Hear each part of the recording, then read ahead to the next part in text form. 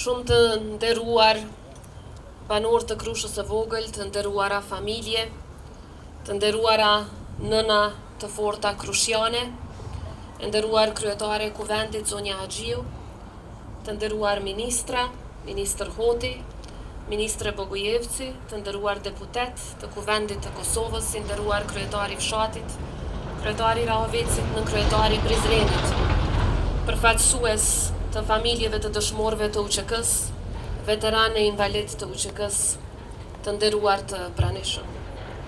Sot në këtë përvjetor të dhembjes dhe kujtesës, qëndrojmë të përullur para plagës së hapur të Krushës së Vogël, këtij fshati të madh në qëndresë, në sakrificë dhe në dinjitet.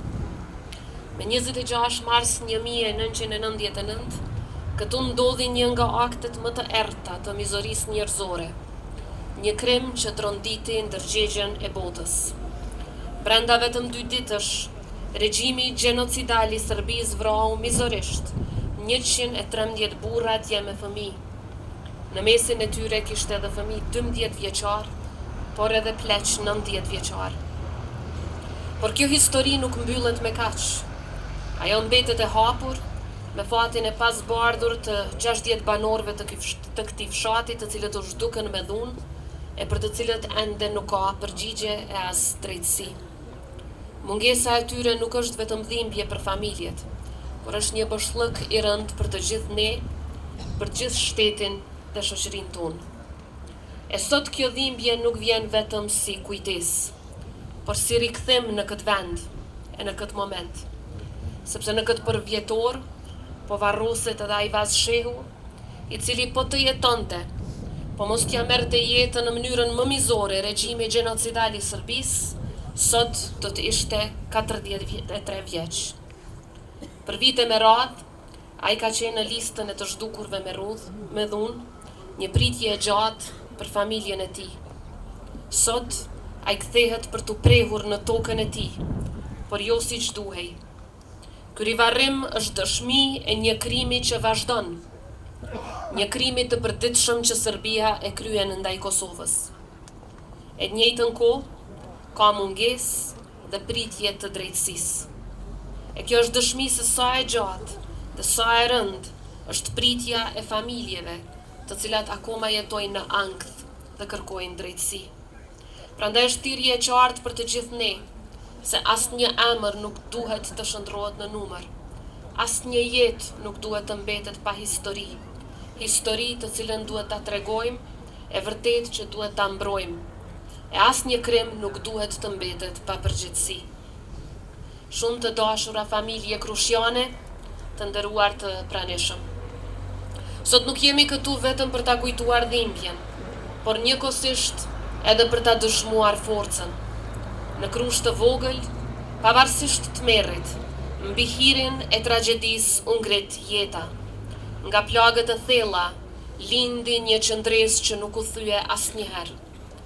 Nënat e forta krushiane që humbën fëmijët e tyre, fëmijët që humbën prindrit e tyre, familjet që mbetën pa më të dashurit, por nuk u dorëzuan asnjëherë.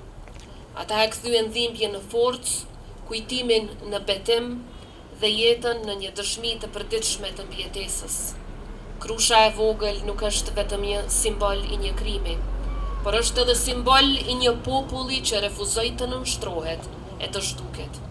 Është dëshmi se edhe përballë barbarisë, njeriu mund të qëndrojë me dinjitet dhe ta ndërtojë përbara të ardhmen. Por pa drejtësi nuk ka paqe të vërtetë. Drejtësia nuk është hakmarrje, por është pranim i së vërtetës, përgjegjësi për krimin dhe vendosje dinjitetit në vendin që i takon. Autorët e këtij krimi të llahtarshëm duhet të përballen me drejtësinë, jo vetëm për të kaluarën, por mbi të gjitha për të ardhmen, sepse pa drejtësi plagët gjithmonë do të mbesin të hapura. Pa drejtësi paqja gjithmonë do të jetë e brisht. Prandaj ne kemi përgjegjësi, si shoqëri, si shtet, si qytetare bashkombas, që mos të harrojmë asnjëherë, që mos të heshtim asnjëherë, dhe asnjëherë mos të rreshtim së kërkuari e së luftuari për drejtësi. Kujtesa është mbrojtja jonë më e fortë kundër përsëritjes së krimit. E drejtësia është themeli mbi të cilin ndërtohet paqja e qëndrueshme. Sot duke përkujtuar viktimat e pafajshme të Krushës së Vogël, ne kthejmë kujtesën prapa me dhimbje, por vizioni ynë është përpara me vendosmëri. Le ta ndërtojmë një të ardhme ku fëmijët tanë rriten pa frikë, rriten në një shtet të drejtë. Le të punojmë për një shoqëri ku e vërteta nuk mohohet dhe krimi asnjëherë nuk harrohet. Le të jemi zëri i atyre që nuk mund të flasin më. Lavdi e përjetshme të gjithë të rëndëve për liri, nderim i përhershëm për të mbijetuarit, për të gjitha familjet krushiane. Lavdi e përjetshme të gjithë dëshmorëve të ushtrisë lirimtare të Kosovës e të gjithë martirëve të lirisë. Ju faleminderit.